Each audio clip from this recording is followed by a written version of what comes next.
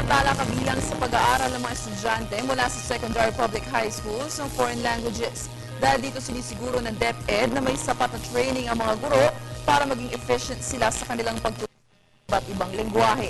Para sa detalye, balita mo kami, Cheska Aguiluz.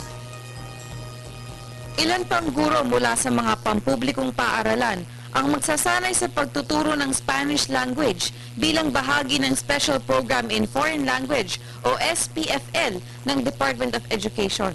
Kaakibat ang Ministry of Education ng Spain, ang Instituto Cervantes Manila at ang Spanish Agency for International Cooperation and Development magsasagawa ng ilang seminar mula Abril hanggang Nobyembre sa Cebu, Manila at Granada sa Spain para sa training ng mga guro. Nauna nang isinagawa ang SPFL sa ilang secondary public schools noong 2009 kung saan tinuro ang mga lengguaheng Spanish, French at Japanese. Idinagdag ang German sa sumunod na taon. Layunin ng SPFL na hasain ang communicative skills ng estudyante sa isang foreign language tulad ng speaking, listening, reading at writing skills. Ngayong taon ay ang guro ang idadagdag sa programa kung saan 26 ay galing sa mga eskwelahang napili para sa programa at 9 naman ay kabilang sa mga pilot schools na tinataguri ang Centers of Excellence.